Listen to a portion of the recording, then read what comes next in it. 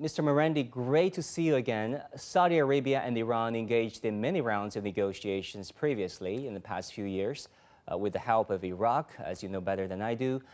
What difference do you think this Beijing negotiation or negotiations have made? What were the sticking points previously that got resolved here in Beijing?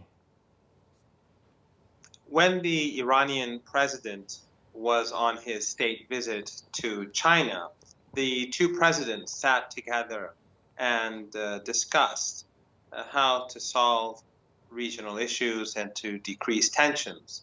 And this idea was put forward by China, and the Iranians were quite happy to see if they could push this forward.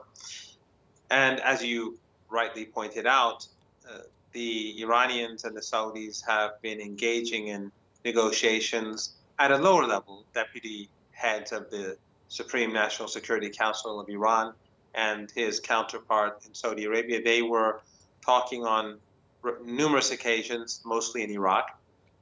But this time round, the level of the delegations was higher, and they sat together for a number of days until they could settle all of their problems. So the Chinese government played a very positive and constructive role in solving and helping to solve this problem. You were in Beijing a month ago with President Raisi's delegation, whereby I had the chance to talk to your president and ask him about the Saudi-Iranian talks. I want you to listen to this.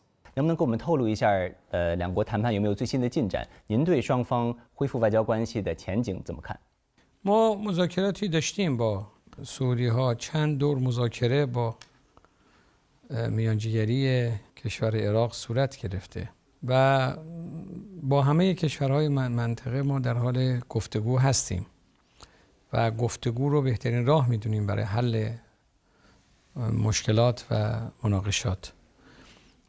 حتما در این رابطه هم میتونه گفتگوها بین دو کشور ادامه پیدا کنه و آمادگی برای ادامه گفتگو رو ما داریم.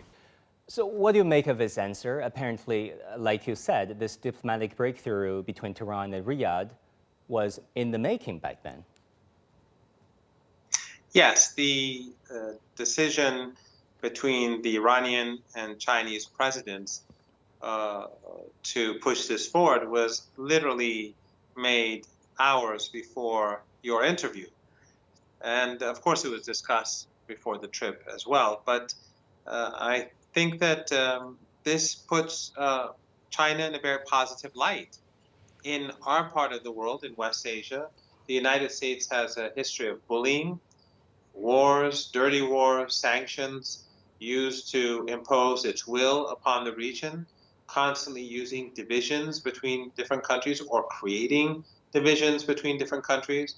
And here we have China, on the other hand, using its good offices to help bring countries closer to each other and to bring about greater stability in the Persian Gulf and the broader West Asia. So it is good news both for West Asia, it's good news for Asian integration, and in general, all such dialogue is good news for peace and stability and the well-being of citizens.